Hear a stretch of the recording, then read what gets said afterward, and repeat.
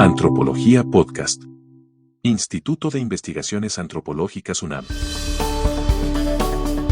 Caleidoscopio Antropológico. Un podcast del Seminario de Postdoctorantes. A mí me interesa estudiar los juegos de azar porque nos permite entender los mecanismos que usamos los seres humanos para enfrentar momentos de gran incertidumbre. La creencia en la suerte es lo que permite justamente explicar los resultados inesperados de estos juegos. Capítulo 4. Hacia una antropología de la suerte. Dr. Marcos García de Teresa. Hola, buenas tardes, bienvenidas. Este es el Seminario de Investigaciones Postdoctorales Caleidoscopio Antropológico y hoy tenemos a Marcos García de Teresa que nos va a hablar un poco de su tema de investigación y pues, para empezar queremos saber cuál es tu tema y cómo llegaste a él, Marcos. Bueno, yo trabajo sobre los juegos de azar que se organizan en el contexto de las fiestas patronales en la Sierra Mazateca de Oaxaca. ¿Y cómo llegué a este tema de investigación? Pues entrando en Huautla llevaba una cámara de video y la gente que me recibió allá en Huautla me invitó a filmar las carreras de caballos y así fue como inicié este estudio sobre los juegos de azar y después ya me interesé también en las peleas de gallos y en las rifas y demás sorteos que se organizan en el contexto de las mayordomías, como lo tienen en Oaxaca.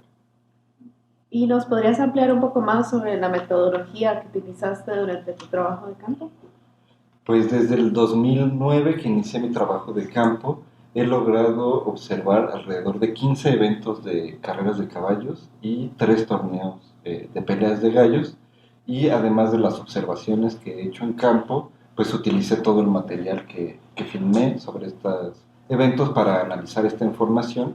Y además estoy incorporando en mi análisis los corridos que se escuchan los aficionados a estos juegos que hablan de caballos y de peleas de gallos, y además las películas que se han hecho sobre estos eventos, estas competencias, juegos de azar.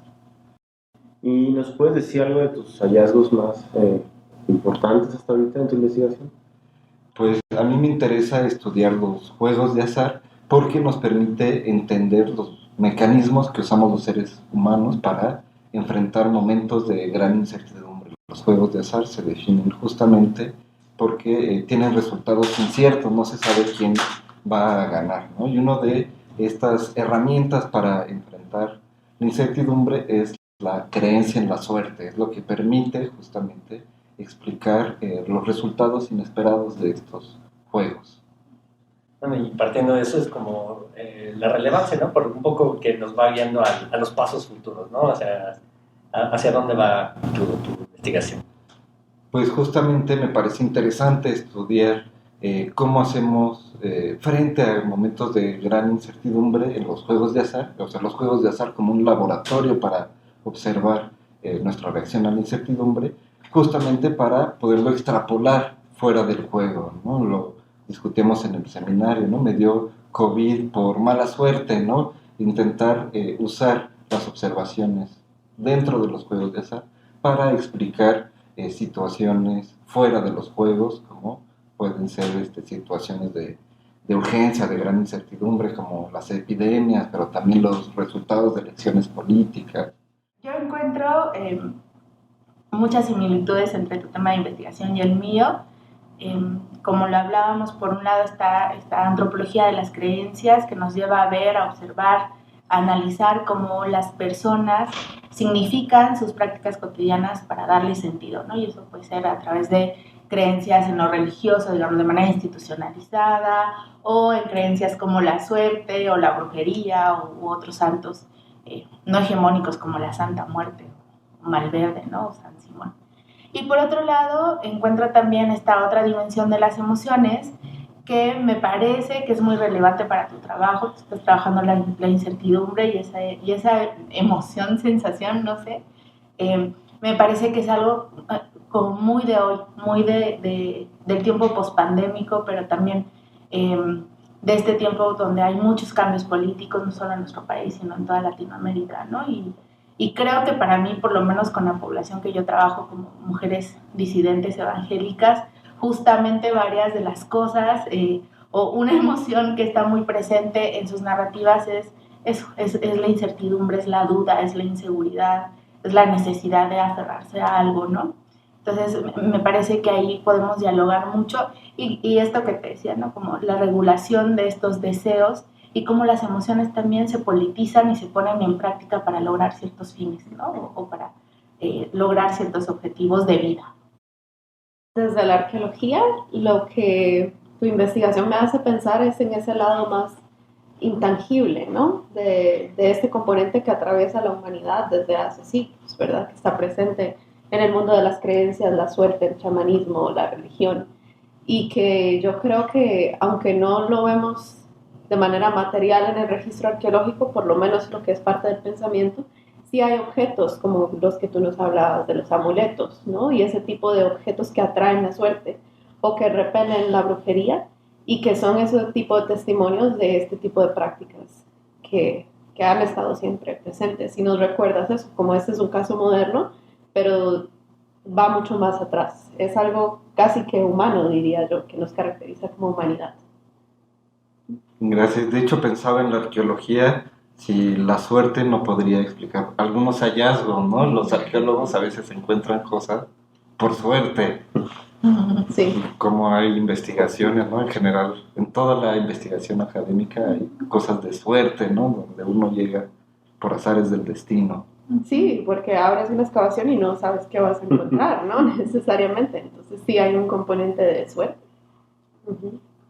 Sí, me llamó la atención como dos puntos que, uno no necesariamente que está vinculado con lo mío, por esta idea del libre albedrío, ¿no? O sea, finalmente la idea de suertes y que uno puede cambiar su curso significa que uno tiene la capacidad para hacerlo, ya sea por algo que hace o que deja de hacer, que hizo, frente a esta otra idea de que hay una providencia, ¿no? Que hay un destino ya marcado, que está definido por una figura, una deidad, lo que sea. Entonces esto como que permite ver cómo es que ciertas comunidades o ciertos individuos hacen uso de este poder de decisión y cómo lo van incluyendo en su vida cotidiana, ¿no? Como un elemento que puede hacerles tener un mejor desempeño en el futuro, ¿no? Entonces es algo como que es de su interés.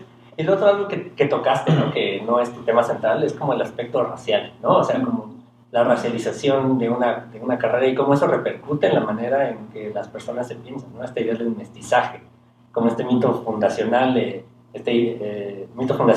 lo que es México y cómo repercute en quienes tienen como un peso mayor en lo que pasa en las pistas, frente a alguien que quizá puede ser más racializado y visto como un indígena que no tiene nada que ver, o quizá a esas personas no les llama la atención participar, ¿no? Porque quizá no se sienten tan involucrados con este mito fundacional, ¿no? De la charrería o de la carrera de caballos.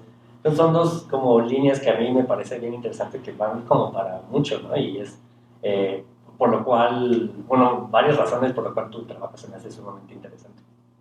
Sí, me parece súper interesante esta idea de la racialización, porque los aficionados a los caballos están súper preocupados por la genealogía de sus caballos, y está esta idea del pedigrí, ¿no? Que empieza primero en las crías de animales y luego se transmite o se traspasa a la idea de la aristocracia, ¿no? La sangre azul. Y es claro que las carreras de caballos transmiten una idea de jerarquía social muy, muy importante, ¿no? Y esta tensión entre las calidades naturales del caballo, que se supone que es mejor por naturaleza, confrontado a las técnicas que se usan para entrenarlo, ¿no? Y a la habilidad del jinete para domarlo, ¿no? Y para correr. Muchas gracias, Marcos. Pues los esperamos en el Caleidoscopio Antropológico la próxima sesión del 16 de marzo.